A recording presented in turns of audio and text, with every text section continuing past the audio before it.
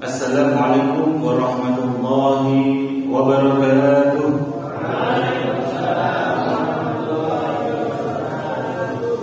Alhamdulillahirabbil alamin. Rabbana wa lakal hamdu hamdan katsiran tayyiban mubarakan fihi mubarakan alaihi kama yuhibbu rabbuna wa yarda. Asyhadu an la ilaha illallah wa asyhadu anna Muhammadan abduhu wa rasuluh. Allahumma shalli ala sayyidina Muhammad wa ala ali sayyidina Muhammad wa ala alihi wa sahbihi wa man tabi'ahum bi ihsan ila yaumiddin. Amma ba'd. Alhamdulillah, pada hari ini kembali Allah izinkan kita untuk saling bermuajahah, saling berjumpa, saling bertatap muka kembali di majelis ilmu di rumah Allah. Insyaallah semoga seluruh jemaah yang hadir pada kesempatan hari ini kian Allah hadirkan keberkahan, kian Allah hadirkan kemuliaan, kian Allah hadirkan kesehatan. Mungkin yang saat ini masih memiliki berbagai persoalan, semoga Allah segera hadirkan solusi terbaik, jalan terang. Mungkin ada yang saat ini keluarganya, saudaranya, kerabatnya ada yang kurang sehat, semoga segera Allah hadirkan kesembuhan. Mungkin ada pula yang saat ini masih dihadiri berbagai bentuk ujian, tantangan, bermacam-macam bentuk yang tidak bisa kita sebutkan di sini. Semoga benar-benar menjadi wasilah hadirnya ridhonya Allah Subhanahu wa taala. Amin Allahumma amin. Alhamdulillah, pada sore hari ini siang dan sore hari ini kita lanjutkan tema kita, masih lanjutan dari kajian rutin pertemuan kita sebelumnya. Kalau di pertemuan sebelumnya kita belajar tentang bagaimana menurunkan garis kebenaran, bahwa segala bentuk persoalan kita, konflik yang ada dalam diri kita itu sejatinya tidak jauh-jauh bermula dari adanya sikap kita yang senantiasa diri kita merasa paling benar dan yang lain adalah salah. Maka salah satu solusi terbaiknya adalah kita harus memilih menjadi bagian dari umat dari Bani Adam. Yakni apa? Senantiasa menyadari kesalahan kita dan senantiasa pula menurunkan garis kebenaran kita. Alhamdulillah, ini masih seri lanjutan pertemuan dari kemarin. Kali ini kita akan membahas tentang cermin ajaib, jurus cermin ajaib sebagai wasilah untuk dihadirkan kelapangan hati serta dimudahkan rezeki yang semakin berlimpah. Maka semoga tema kita kali ini benar-benar semakin dimudahkan kita untuk memahami dan pula dimudahkan pula untuk mempraktikkan dalam kehidupan kita sehari-hari. Amin Allahumma amin. Kita awali dengan doa bersama-sama. Bismillahirrahmanirrahim. Allahumma inna nas'aluka ilman nafi'an. Ya Allah ya Rabb, hadirkanlah kepada kami ilmu yang bermanfaat. Wa rizqan thayyiban, hadirkanlah pula kepada kami rezeki yang baik-baik, rezeki yang terbaik ya Rabb. Wa amalan mutaqabbalan, jadikanlah kami hadir di majelismu ini sebagai salah satu amal saleh terbaik yang Engkau catat dalam amal-amal saleh kami ya Rabb, menjadi penyelamat pemberat kami dalam nanti di hari penghisaban, di hari penimbangan kami ya Rabb. Amin amin Allahumma amin. Insyaallah. Baik, alhamdulillah ya. Jadi tema kita adalah tentang cermin ajaib. Mengapa temanya adalah cermin ajaib dan apa pentingnya kita belajar ilmu Allah yang sangat luar biasa ini? Kita gali dulu dari landasannya terlebih dahulu. Berbicara tentang cermin ajaib sejatinya juga terkait pula dengan hubungan kita terkait dengan rezeki kita kepada Allah Subhanahu wa taala. Kenapa? Karena masih banyak sekali orang yang belum mengenal sifat-sifatnya rezeki. Bagaimana bentuknya rezeki, pola datangnya rezeki, dan lain sebagainya. Sehingga ketika kita baru menyadari rezeki hanya sebatas tentang duniawi, maka yang kita kejar-kejar hanyalah sebatas tentang duniawi saja.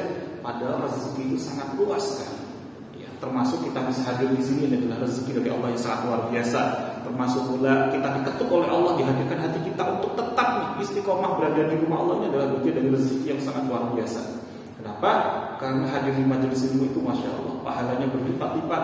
Bahkan sampai-sampai Rasulullah SAW mengatakan, "Man salaka tariqan yastamisu fihi ilman, sahalallahu lahu bi tariqan ilal jannah." Kira-kira Bapak Ibu pengen wadah dimudahkan jalannya menuju surga? Pengen wadah? Dimudahkan nanti kita masuk surga? Pengen wadah? Kayaknya enggak begitu. Yang pengen hanya 3. Pengen wadah? Saya itu. Ya, masya Allah. Nih, istiqomalah hadir di majelis ilmu. Karena Rasulullah tadi bersabda, "Man salaka tariqan yaltamisu fihi ilma." Barang siapa yang senantiasa hidupnya itu hadir di majelis-majelis ilmu, ya, maka Allah akan bukakan jalannya menuju surga. Allah akan mudahkan, Allah lancarkan jalan kita menuju ya surganya Allah Subhanahu wa taala. Maka ini adalah bagian dari sisi Allah yang sangat luar biasa ketika kita diizinkan untuk bisa hadir di majelis ilmu ini. Dan berbicara mengenai sifat datangnya rezeki, sifatnya rezeki dulu. Ya, sifatnya rezeki itu sejatinya ya gak jauh-jauh seperti bapak ibu dulu sebelum mendekati atau nembung dengan pasangannya dulu. Karena sifatnya rezeki itu seperti jodoh. Kalau kita ingin dapatkan rezeki yang berlimpah, rezeki yang berkah, kita harus senantiasa apa? Sama seperti kita dulu pengen berjumpa dengan ya calon istri kita dulu. Apa yang kita lakukan dulu kira-kira? Saat mau berjumpa nih, pengen banget nanti itu menjadi jodoh kita. Kira-kira apa yang kita lakukan terlebih dahulu? Ya. Kenalan. Sebelum kenalan pasti ada persiapannya dulu. Minimal apa? Kita minimal itu berbenah diri, minimal berdandan diri dulu. Pengennya kita tampilnya yang baik dulu.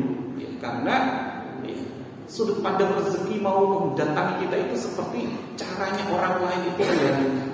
Kalau calon pasangan kita dulu aja lihat kita aja sudah nggak mau, kira-kira mau kenalan pakai gimana pun juga nggak bakalan bisa. Maka sifat rezeki pun itu hanya datang kepada siapa saja yang sudah benar-benar bagus secara penampilannya, bagus pula secara batiniahnya. Bukan hanya sekedar casingnya saja, tapi pasti diawali dulu dari casingnya dulu. Sampai-sampai Allah pun ya jelaskan melalui wasilahnya Rasulullah SAW dalam hadis riwayat Muslim. Innallaha jamilun yuhibbul jamal. Sesungguhnya Allah itu maha indah dan menyukai keindahan, mencintai keindahan. Kalau Allahnya saja cintanya itu kepada hal-hal yang indah-indah, hal-hal yang baik-baik, tentu kalau rezeki itu adalah makhluk-makhluknya Allah, pasukan-pasukannya Allah, sudah pasti rezeki pun akan senantiasa mendekati yang indah-indah, yang baik-baik. Jadi hal yang harus kita perhatikan di sini pula sebagai salah satu landasan di cermin ajaib ini adalah rezeki pun akan senantiasa mendekati kepada siapa? Mereka yang senantiasa indah. Indah bukan hanya sekedar tampak di mata, tapi indah juga batiniahnya, hatinya, indah juga akhlak-akhlaknya. Maka ya, apa sejatinya yang paling kita cari saat kita bercermin? Ini pertanyaan yang mendasar terlebih dahulu. Kalau kita mau bercermin itu, saat kita bercermin, yang kita cari pertama kali itu apa sih? Kalau pas kita ngaca, yang kita cari nomor kita. Kalau sudah bagus, nggak perlu kita bercermin. Kalau kita belum bagus, tentu kita bercermin. Jadi dalam kita bercermin, tentu yang kita cari adalah ketika ada ketidakbaikan. Lalu apa kita? Coba, misalkan baru bangun pagi-pagi atau baru mandi mau berangkat ke kantor. Tentu fungsinya kita bercermin apa? Kita memperbaiki apa-apa yang belum baik yang tampak dalam cermin tersebut. Kalau sudah baik, nggak perlu lagi kita bercermin. Artinya saat kita bercermin, kita harus benar-benar menyadari apa yang belum baik dalam diri kita. Mungkin rambut kita belum rapi, mungkin baju kita ada yang belum tepat nih cara ngancingin bajunya, atau mungkin habis sarapan ada sesuatu yang ya nyangkut di gigi kita, atau ada yang habis masak kemudian mungkin ada ya habis megang kompor atau panci gak sengaja megang pipinya, atau mungkin bagi ibu-ibu yang hadir ya, atau mungkin lipstiknya belum tepat dan sebagainya. Tentu itu yang dicari. Jadi ketika kita bercermin, ini baru cermin biasa, belum cermin aja. Kalau cermin biasa saja, itu yang kita cari adalah hal-hal yang gak baik dalam diri kita ya, saat kita bercermin. Nah, maka begitu pula dengan cermin ajaib. Jika persoalan itu kok terus mendekat, rezeki gak datang-datang, solusi yang sejatinya Allah sudah janjikan hadir di setiap persoalan itu pasti ada kemudahan, pasti ada solusi, kok itu gak juga datang, maka ya, di dalam cermin ajaib kita juga harus senantiasa cross check ke dalam diri kita. pertanyaan adalah sudah seberapa lama kita tidak bercermin ajaib? Untuk apa? Membersihkan ketidakbaikan dalam diri. Kalau tadi ya, rezeki itu sifatnya apa? Dia senantiasa mendatangi sebagaimana yang disukai oleh Allah, yang dicintai oleh Allah. Apa itu? Yakni yang indah-indah, yang baik-baik.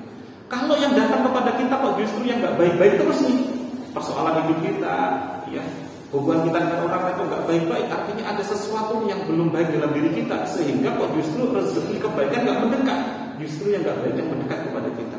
Sebagaimana dalam Quran surah Az-Zalzalah ayat 7 sampai 8. فَمَنْ يَعْمَلْ مِثْقَالَ ذَرَّةٍ خَيْرًا يَرَهُ وَمَنْ يَعْمَلْ مِثْقَالَ ذَرَّةٍ شَرًّا يَرَهُ. Jadi barang siapa yang berbuat kebaikan seberat biji zarrah, niscaya Allah akan balas dengan kebaikan pula. Pertanyaannya adalah, biji zarrah itu sepinten sih? Biji zarrah itu sepinten? Ada di dalam Al-Quran yang edisi-edisi yang dulu, yang tahun 90-an, itu ada Tasqi MUI menerjemahkan sebagai biji sawi. Tapi kekini itu mulai dihilangkan tuh biji sawi. Sekarang diartikan hanya biji zarrah saja. Dan biji zarrah ini kalau di-breakdown lebih dalam lagi ternyata sangat kecil, sangat halus sekali. Sampai di lapisan biji atom, ada yang sampai mendefinisikan biji zarrah itu levelnya di energi. Artinya secuil saja rasa kita itu yang baik, hadirkan ya prasangka yang positif, perasaan yang positif itu gak kelihatan tuh. Ketika kita mulai berprasangka yang baik saja, maka hal-hal yang baik itu akan Allah dekatkan kepada kita. Pun sebaliknya, wa may ya'mal mithqala dzarratin syarran yarah. Jadi kalau kita berbuat berprasangka yang gak baik, yang syarran yarah, Allah akan balas dengan ketidakbaikan kepada kita. Jadi salah satu rahasia agar diri kita senantiasa dihadirkan keberkahan, dihadirkan pertolongan oleh Allah, kemudian kelancaran, mulailah dari apa? Dimulai dari diri kita. Untuk apa? Untuk senantiasa menghadirkan yang baik-baik dulu, baru dimulai dari ya, balasan Allah akan hadirkan kepada kita. Contoh, kita belum sampai berbuat sesuatu yang tampak, ya, berdampak kepada orang lain, baru kita mulai hati tenang saja saat berangkat kerja. Mulai ketemu satpam, kita tiba-tiba nggak sadar kita senyum. Kira-kira apa balasan orang lain ketika kita melihat senyum? Dibalasi senyum balik apa buatan kita? Yang pasti, ya, ketika kita happy, bahagia, dibalas tuh. Dan dalam ajaran agama kita, baru senyum saja sudah dimulai pahala, sudah menjadi sedekah, masya Allah. Maka yang baik-baik pun akan semakin mendekat kepada kita. Pun sebaliknya, kalau kita baru, ya, di hati kita aja kita sudah hadirkan rasa yang nggak nyaman, rasa sudah kemerungsung, cemberut, gak tenang gitu ya, ini sudah mulai syarah-syarah, Allah akan balas dengan ketidakbaikan tuh. Hal-hal yang baik-baik gak mau mendekat kepada kita, justru sebaliknya, ya, masya Allah. Kalau kita justru perbaiki itu, dimulai dari diri kita senantiasa menghadirkan yang baik-baik, justru Allah yang hadirkan keberkahan, pertolongan, rezeki, ya, senantiasa didekatkan oleh Allah kepada kita. Lalu, ya, bagaimana caranya kita ini bercermin ajaib? Kalau tadi baru cermin biasa, gitu ya. Maka ada 4 langkah untuk kita bisa amalkan dalam kehidupan kita sehari-hari. Apa itu? Yang pertama adalah sebagaimana firman Allah dalam Quran surah Al-Baqarah 286. Ya. La yukallifullahu nafsan illa wus'aha. Allah tidak akan membebani seseorang melainkan sesuai dengan kesanggupannya. Artinya apa? Artinya kita harus siap mental dalam bercermin ajaib. Kalau cermin biasa saja, kira-kira nih Bapak Ibu, kalau Bapak Ibu sudah 2 tahun nih gak pernah bercermin, sekalinya bercermin kira-kira gimana? Sudah bertahun-tahun gak pernah bercermin, sekalinya bercermin, saat bercermin pertama kira-kira gimana responnya? Kaget gak dengan muka kita sendiri? Ya, berdua sudah muncul apa itu? Jenggot sudah muncul, kumisnya udah panjang, rambutnya sudah gondrong. Kaget gak dengan diri kita? Banyak orang yang saat bercermin ajaib ini, dia gak siap mental. Ya, kalau cermin biasa saja, banyak orang yang gak siap mental. Kenapa? Karena dia sudah lama sekali gak bercermin. Dia kaget, gak sadar, oh ini bukan saya. Ini kok jadi kayak gini, ini bukan saya. Akhirnya apa? Ada istilah kaca dibelah. Jadi kalau gak siap mental, oh ini bukan saya, ini yang salah dengan cerminnya dipecahin. Dia gak terima kalau itu adalah dirinya. Bagi siapa ini orang-orang yang gak pernah bercermin? Kalau jalan cermin ajaib, nanti kita harus benar-benar fondasi dulu juga sama. Apa itu? Yakni siapkan mental dulu dalam kita bercermin. Kita harus siap mental dulu. Kalau nggak siap mental, kita akan menghancurkan atau merusak cermin-cermin ajaib yang sudah Allah hadirkan kepada kita. Ini langkah yang pertama. Kuatkan mental kita dulu. Contohnya nih, yang paling sederhana, kita seringkali ngajarin anak kita untuk gak siap mental. Saat anak kita jatuh, kita biasanya bilangnya apa ngajarin kepada anak kita? Nah, ya, kodoknya apa kira-kira? Yang disampaikan biasanya kodoknya. Atau ada anak yang jatuh nih, ya, nakal nih tangganya. Yang kita salahin siapa? Nah, ini kita seringkali sudah mendidik gak tepat, atau bahkan kitanya pula di masa kecil kita dididik untuk apa? Seringkali gak siap mental kita untuk bercermin ajaib. Jadi dikit-dikit kalau ada persoalan hidup kita, yang kita salahin adalah mencari kambing hitam, mencari kesalahan orang lain. Nah, ini contoh yang pertama, orang-orang yang gak siap mentalnya adalah bercermin ajaib. Nah, langkah yang kedua adalah kita harus tahu benar-benar apa itu cermin ajaib. Di dalam Quran surah At-Taghabun ayat 11, Allah Subhanahu wa taala berfirman, tidak ada suatu musibah pun yang menimpa seseorang kecuali dengan izin Allah. Dan barang siapa yang beriman kepada Allah, niscaya dia akan memberi petunjuk kepada hatinya, dan Allah Maha mengetahui segala sesuatu.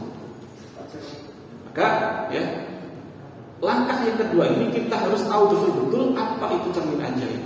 Apa itu cermin ajaib?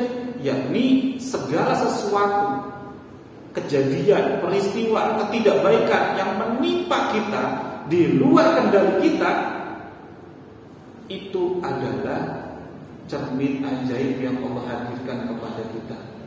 Jadi, kalau tiba-tiba kita di jalan atau di tempat kerja, tiba-tiba kita dimarahi orang, dimaki orang, dikata-katain, didolimin, itu semuanya gak ada yang kebetulan. Itu semuanya atas izin Allah. Jika Allah gak izinkan, pasti gak bakalan terjadi.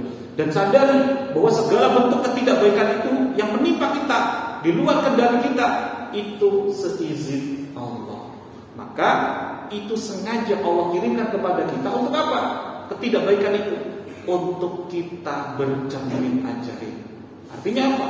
Mulailah kita menyadari, kenapa ya kok bisa ketidakbaikan ini menimpa kepada saya? Sama halnya ketika kita bercermin biasa. Kalau bercermin ajaib, kita harus sadari dulu, Masya Allah, kenapa ya kok ada orang yang mendolimi saya? Kenapa ya kok ada orang sikap seperti ini? Kalau Allah gak izinkan, gak mungkin terjadi. Contoh nih, saya nanya, kalau misalkan kita di pinggir jalan, kemudian ada mobil lewat, kemudian mepet banget dengan kita, nyenggol dikit kita banget, rempet dikit banget, kemudian mobilnya itu berhenti di depan kita, kira-kira biasanya kita apain? Langsung kita datangin kan? Mau kita marahin gitu kan? Kemudian cermin kacanya, yang bagian drivernya itu turun tuh. Ternyata dia itu gubernur Jawa Tengah. Jadi marah gak kira-kira? Jadi marah gak kira-kira? Ini baru level manusia loh ini, ya. Awalnya mau marah-marah tuh, tiba-tiba gak jadi, cuma pengen seringis saja gak jadi. Ini baru levelnya manusia. Ternyata yang menjadikan diri kita gak nyaman tadi, diserempetkan, gak enak tadi, oh itu ternyata sosok yang luar biasa nih, berpengaruh di daerah kita. Itu baru levelnya manusia. Apalagi sejatinya seluruh kejadian yang gak baik yang menimpa kita, itu ada dalamnya, ada yang mengaturnya, ada yang mengizinkannya. Siapa itu kira-kira? Ada Allah. Yakin kita berani mau maki-maki sama Allah? Berani gak? Tadi gubernur saja masih mikir-mikir kan? Apalagi ini Allah. Dan ketika kita gak mau menerimanya, gak terima, gak ridho atas ujian itu, ya Allah izinkan menimpa kita, artinya kita sudah sama halnya dengan apa? Balik lagi ke tahap yang satu. Kita sedang memecah cermin yang sejatinya Allah hadirkan kita untuk kita memperbaiki diri, tapi justru cermin itu kita pecah. Padahal bermanfaat gak hadirnya cermin itu? Manfaat buat kita? Bermanfaat. Tapi kitanya seringkali gak sadar, justru kita pecahkan gitu. Dengan apa? Kita gak mau menyadari bahwa itu sejatinya adalah cermin ajaib yang Allah hadirkan kepada kita. Yang ketiga, tahap yang ketiga adalah apa? Kita harus bersyukur bahwa Allah masih hadirkan cermin ajaib ini. Apa itu maksudnya tadi? Hal-hal yang tidak baik yang menimpa hidup kita, kok itu masih dihadirkan oleh Allah kepada kita? Kita harus bersyukur. Karena Allah artinya masih sayang banget dengan kita. Bahkan dalam Quran surah Al-Baqarah ayat 152, Allah Subhanahu wa taala berfirman, "Fadhkuruni azkurkum washkuruli wa la takfurun." Ingatlah kamu kepadaku, niscaya aku pun akan ingat pula kepadamu. Dan bersyukurlah kepadaku dan janganlah kamu mengingkari nikmatku. Karena cermin ajaib sekalipun itu sejatinya adalah nikmat. Tapi seringkali dengan kacamata manusia kitanya nggak mau menerima atas teguran dari Allah ini. Karena cermin ajaib ini Allah hadirkan. Mungkin kita nggak nikmat, tapi justru dengan kita menyadari bahwa ini adalah bagian dari Allah ingin menyadarkan kita. Allah yang masih sayang banget dengan kita. Allah ingatkan kita agar kita tidak tergelincir. Maka ini adalah bagian dari nikmat Allah. Maka ini harus kita syukuri dengan penuh dengan lapang hati. Bahkan ada pepatah Jawa mengatakan, sepiro gededeng sengsara yang tinampa aku dadi jumbo. Besarnya ujian yang Allah hadirkan itu kalau kita bisa ridho menerimanya, itu akan meningkatkan derajat kita. Kalau dalam hadis, jika Allah itu mencintai suatu kaum, maka Allah akan berikan ujian kepadanya. Jika dia tidak, jika dia ini mau ridho, mau menerima, Allah pun akan ridho kepadanya. Tapi jika dia tidak mau menerimanya, Allah pun akan murka kepadanya. Kira-kira kita pilih yang mana? Mau diridhoi oleh Allah atau dimurkai Allah? Saya ulangi lagi dalam hadis riwayat Muslim, jika Allah itu mencintai suatu kaum, maka Allah akan berikan ujian kepadanya. Jika dia ridho, Allah pun akan ridho kepadanya. Jika dia tidak mau menerimanya, Allah pun akan murka kepadanya.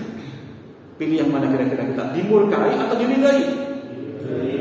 Maka saat kita itu kok dihadirkan berbagai bentuk ketidakbaikan yang menimpa kita, kok itu di luar kendali kita, artinya atas kelakuan dari orang-orang sekitar kita yang menimpa kita, kita harus senantiasa bersyukur. Artinya Allah lagi sayang-sayangnya dengan kita. Allah ingin uji kita, apakah kita ridho atau enggak. Kalau kita sudah bisa ridho, bersyukur dengan hadirnya itu, Allah justru akan ridho kepada kita. Kan seringkali kita justru pengen banget dapatkan ridhonya Allah, tapi justru Allah sejatinya tanya kepada kita, kamu sendiri sudah ridho belum saat aku hadirkan ujian? Salah satu tanda ciri ridhonya adalah apa? Kita bisa nerimo atas apapun segala kondisi kita. Maka sama dengan Rasulullah, saat diludahi, saat dilempari batu, apa yang dilakukan Rasulullah? Nerimo, tidak langsung berontak. Kemudian apa? Bilang kepada malaikat gunung, himpit tuh orang-orang Taif yang melempari saya. Enggak. Padahal sampai Rasulullah itu saat beristirahat di bawah pohon anggur itu, malaikat Jibril dan malaikat gunung datang tuh. Ya Rasul, seandainya kau izinkan, saya akan binasakan seluruh orang Taif dengan menghimpit dengan dua gunung ini. Tapi jawab Rasulullah, tidak. Inilah sikap yang dicontohkan oleh Rasulullah itu apa? Senantiasa ridho, terima, senantiasa bersyukur sekalipun. Karena jika Allah gak izinkan, gak mungkin tuh lemparan batu itu mengenai saya. Jika Allah gak izinkan, gak mungkin tuh ludahan itu mengenai saya. Pasti ada hikmahnya, pasti ada maksud. Jadi dihadirkan cermin ajaib itu tujuannya untuk apa? Ini langkah yang keempat. Kalau tadi yang pertama kita siapkan mental kita, yang kedua kita menyadari betul-betul segala bentuk musibah, ujian, tantangan, persoalan yang gak baik-baik itu adalah cermin ajaib yang sengaja Allah hadirkan kepada kita. Yang ketiga adalah kita benar-benar bersyukur menerima semuanya ini. Artinya Allah masih sayang dengan kita. Allah gak ingin kita justru terjerumus lebih jauh lagi. Maka sejatinya Allah inginkan kita untuk terus ingat lagi, mendekat lagi kepada Allah. Maka langkah yang keempat adalah kita memperbaiki diri. Jadi kita ingat-ingat lagi. Kalau awalnya waktu tiba-tiba kita itu didolimi oleh orang lain, kita cek lagi, gak langsung membalasnya, cek lagi di episode kehidupan kita sebelumnya, mungkin tahun lalu, hari-hari sebelumnya, ada nggak kitanya pula yang mendolimi orang lain sehingga Allah balas lewat orang lain ini? Maka tidak langsung kita langsung merespon sesuatu kepada orang yang gak baik dengan kita. Cek dulu dengan diri kita, apa yang belum tepat dalam diri saya, sehingga kejadian ini kok Allah masih hadirkan, sehingga cermin ajaib ini masih Allah ingin hadirkan kepada kita. Barulah setelah itu kita memperbaiki diri. Contoh, ketika pulang ke rumah sudah capek-capek, udah waktunya sudah mulai jelang malam dibuatin kopi sama istri, udah seneng tuh, mulai duduk, tiba-tiba kopinya itu saat mau diseruput rasanya kok asin. Kira-kira respon kita gimana? Kira-kira bapak-bapak yang di depan, responnya kira-kira gimana? Itu kan ketidaknyamanan, ketidakbaikan tuh. Kalau kita nggak siap mental kita dalam bercermin ajaib ini, kita langsung salahkan istri kita. Mata, taruh di mana tuh mata masa kopi rasanya asin? Tapi ini tidak dicontohkan oleh Rasulullah saat perang, ya pulang dari perang, pulang ke rumah, saat disuguhi minuman oleh istrinya Sayyidah Aisyah. Kok minuman itu rasanya asin? Tidak langsung Rasulullah itu menegur istrinya, tidak. Justru minuman itu mau dihabiskan. Dan saat minuman itu mau dihabiskan oleh Rasulullah, disentap oleh istri beliau, oleh Sayyidah Aisyah. Wahai Nabi, tidak seperti biasanya. Biasanya kau selalu sisakan tuh untuk saya minum. Ini kenapa kok mau dihabiskan? Ya ditahan oleh istrinya. Kemudian ya oleh Rasulullah dilepaskan. Saat dicicipi oleh Siti Aisyah, ternyata rasanya seperti ini. Akhirnya apa yang terjadi? Saling meminta maaf. Masya Allah. Jadi tidak justru langsung memarahi, tapi Rasulullah ketika mencicipi itu, ya beliau justru beristighfar. Astagfirullah. Langsung mau diminta, tidak mau menyakiti hati istri. Masya Allah. Justru menyadari apa yang bisa kita perbaiki. Sebelumnya kita nggak tepat apa ya. Bisa jadi sebelumnya saat kita di perjalanan kita nggak sadar yang mobil kita, motor kita ya, ngenain air-airnya, ngenain orang lain. Kemudian kita di waktu yang lain, di tempat yang lain, kita gantian dizalimi oleh orang lain. Dan kita harus sadar bahwa semaksimal apapun orang-orang di sekitar kita ini berbuat gak baik kepada kita, sebanyak apapun mereka semuanya, kalau Allah gak izinkan pasti gak bakalan terjadi, gak bakalan menimpa kita. Lantas mengapa itu terjadi? Artinya memang ada kesalahan-kesalahan kita sebelumnya yang Allah ingin diingatkan kembali menimpa kita. Melalui perantara siapa? Melalui perantara makhluk-makhluk Allah lainnya yang ada di sekitar kita. Kalau Allah gak ingatkan lagi kepada kita, ini sudah ngeri sekali teman-teman. Coba deh bayangin Bapak Ibu. Bapak Ibu ini kalau di rumah didiemin saja sama pasangannya, kira-kira rasanya nyaman gak? Nyaman gak kira-kira? Didiemin aja. Itu baru levelnya manusia. Apalagi kalau kita mau berbuat sesuatu kok Allah sudah diemin. Mau kita taat gak taat kok Allah diemin saja. Artinya Allah sudah gak ya, dengan kita, Masya Allah. Itu lebih dahsyat lagi, lebih gak nikmat. Namanya itu sudah istidraj. Mau gak taat sekalipun ya dibiarin aja. Ini sudah istidraj. Artinya apa? Allah sudah biarin kita tergelincir dalam hal ya maksiat. Tapi ketika kok kita ada sedikit saja kesalahan, kok tiba-tiba Allah hadirkan ujian, Allah hadirkan persoalan, artinya Allah masih hadirkan ya rasa sayangnya, karena Allah gak ingin kita tergelincir ke dalam kobaran api neraka. Sebagaimana dalam riwayat ketika Rasulullah SAW ini berjumpa, melihat ada seorang ibu ya tawanan perang sedang ngasih nenek nasi kepada anaknya. Kemudian Rasulullah itu bertanya kepada para sahabat yang lain, wahai sahabatku, perhatikan ibu itu. Kira-kira ibu itu tega gak ya, melemparkan bayinya itu ke dalam kobaran api neraka? Kira-kira tega gak teman-teman Bapak Ibu? Enggak tega. Maka para sahabat itu menjawab, gak mungkin ya Rasulullah, ibu itu pasti sayang banget dengan anak-anaknya, apalagi itu ibu kandung. Maka Rasulullah itu menjawab, begitu pula dengan Allah. Allah sayangnya Allah itu kepada hamba-hambanya melebihi rasa sayangnya seorang ibu kandung kepada anaknya. Artinya Allah jauh lebih gak ridho jika ada hamba-hambanya yang harus tergelincir ke dalam kobaran api neraka. Maka Allah ingatkan, kirimkan kepada kita dengan apa? Cermin ajaib kepada kita. Jadi ketika ada sesuatu yang gak nyaman sekalipun, mulailah kita bercermin aja. Apa yang belum tepat dalam diri saya? Kok Allah hadirkan kejadian ini? Mungkin ada yang memfitnah kita, mungkin ada yang berbuat yang gak nyaman banget dengan kita. Cek dulu ke dalam diri kita. Jangan langsung ngejudge pada orang lain. Kira-kira apa yang maksudnya kok Allah izinkan ini menimpa saya? Apa yang belum tepat? Maka bukan lagi justru kita memecahkan cerminnya, bukan lagi kita merusak cerminnya. Cermin itu sangat bermanfaat untuk kita. Untuk apa? Penyelamat kita nanti saat kita nanti di hari akhir kelak, di hari ya akhirat kelak nanti di hari akhirat. Maka ya, sebagai closing statement kita, apapun segala keadaan yang datang menimpa kita, yang dengannya itu justru menjadikan diri kita semakin mendekat kepada Allah Subhanahu wa taala, itulah jalan keajaibannya sesungguhnya. Itulah bagian dari cermin ajaib kita untuk senantiasa bermuhasabah diri.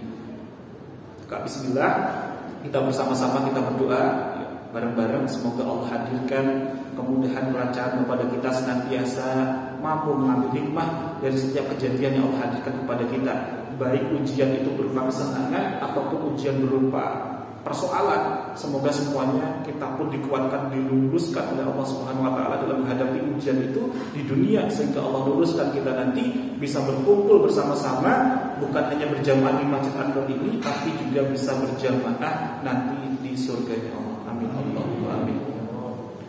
Allahumma shalli ala sayyidina Muhammad wa ala ali sayyidina Muhammad walhamdulillahi rabbil alamin. Hamdan na'imin, hamdan syakirin, hamdan yuafi ni'mahu wa yukafi'u mazidah.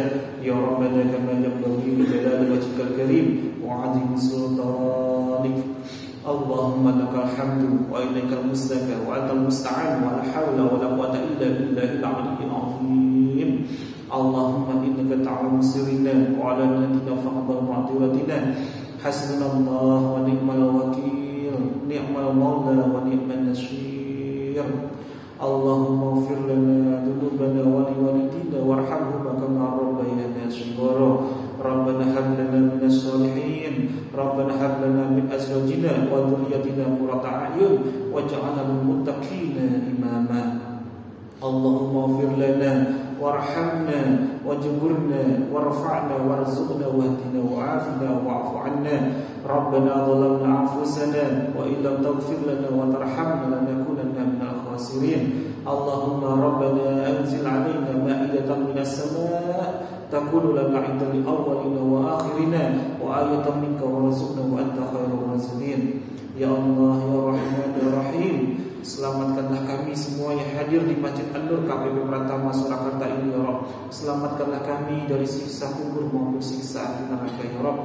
Berikanlah kami kemudahan, kelancaran baik urusan dunia maupun urusan akhirat kami ya Rabb. Hujamkanlah dalam diri kami ya Rabb untuk senantiasa merasakan nikmat dalam beribadah kepadamu ya Rabb. Rasakanlah diri ini untuk senantiasa bisa menyadari rasa candu, merasakan nikmat, butuh sekali untuk senantiasa terus beribadah kepadamu ya Rabb. Ya Allah ya Rahman ya Rahim, jika seandainya kami yang hadir di sini masih memiliki berbagai persoalan, maka uraikanlah dengan caramu ya Rabb, dengan cara yang terbaik ya Rabb. Mungkin ada yang saat ini sedang dihadirkan persoalan dari segi hubungan silaturahminya, baik dengan pasangannya, anak-anaknya, mertuanya, ataupun dengan orang-orang sekitar yang belum baik, maka hujamkanlah, lunakkanlah, lembutkanlah hati masing-masing dari mereka ya Rabb, untuk senantiasa kau kembalikan silaturahmi kami yang terbaik ya Rabb. Karena kami pernah mendengar Rasulullah SAW bersabda, la yadkhulul jannah qati'un, tidak akan masuk surga orang-orang yang memutus tali silaturahmi. Maka sambungkanlah dengan cara terbaik ya Rabb, untuk mereka saling bisa memaafkan, senantiasa saling kembali untuk bisa tersambung silaturahminya. Ya Allah ya Rahman ya Rahim, ketukkanlah hati masing-masing dari anak-anak kami ya Rabb, untuk senantiasa Engkau hujamkan kuat-kuat dalam hatinya. Seandainya nanti kami sudah terbujur kaku di dalam tanah, izinkanlah mereka untuk senantiasa melakukan amal-amal soleh atas nama kami ya Rabb. Ya Allah ya Rahman ya Rahim, terima kasih Engkau telah memberikan hikmah yang luar biasa pada kajian kami pada sore hari ini ya Rabb. Bukan karena Engkau tidak mau memberikan rezeki yang berlimpah kepada kami, tapi seringkali kaminya yang tidak mau menyadari atas cermin ajar yang senantiasa Kau hadirkan kepada kami ya Rabb. Kini kami sadar ya Rabb, izinkanlah kami untuk mengamalkan dalam kehidupan kami sehari-hari ya Rabb, untuk senantiasa siap mental dalam menghadapi segala bentuk ujian, tantangan, persoalan yang Kau hadirkan ya Rabb. Kami menyadari bahwa setiap ujian, persoalan, tantangan ini adalah bagian dari cermin ajaib yang Kau hadirkan kepada kami ya Rabb. Maka kuatkanlah kami untuk senantiasa terus bersyukur apapun yang Kau hadirkan kepada kami semua ya Rabb. Dan izinkanlah kami untuk terus bisa memperbaiki diri kami ya Rabb. Allahumma a'inna ala dzikrika wa syukrika wa husna ibadatik. Ya Allah ya Rahman ya Rahim, tolonglah kami untuk senantiasa dekat dengan-Mu ya Rabb, dekat dengan pertolongan-Mu ya Rabb. Dan izinkanlah kami untuk senantiasa menyadari, melihat yang baik-baik saja atas setiap kejadian ketetapan yang Kau hadirkan kepada kami. Dan izinkanlah kami untuk senantiasa memperbaiki amal-amal ibadah kami ya Rabb. Rabbana atina fid dunya hasanah wa fil akhirati hasanah wa qina adzabannar.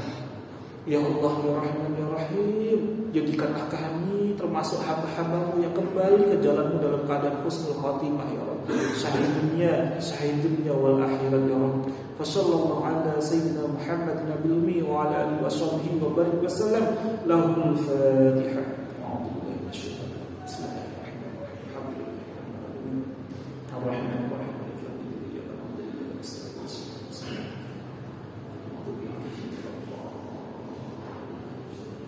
Baik, alhamdulillah Bapak Ibu semuanya, semoga apa yang kita bisa pelajari hari ini bisa memberikan hikmah, bisa kita terapkan, bisa kita praktekkan dalam kehidupan kita sehari-hari. Apapun persoalannya hadir, bukan justru menjadikan diri kita semakin putus asa dari rahmat Allah, tapi justru kita semakin bersyukur dan memperbaiki diri kita, karena ini adalah bagian dari kasih sayangnya Allah, tanda cintanya Allah kepada kita semuanya. Barakallahu fikum. Jika ada suatu hal yang belum tepat, mohon ridhonya, mohon maaf yang sebesar-besarnya. Jika ada suatu hal yang benar, yang hak, itu semata-mata dari Allah Subhanahu wa ta'ala. Sekian dari kami, ya billahi taufiq wal hidayah wa ridha wal inayah. Wassalamualaikum warahmatullahi wabarakatuh.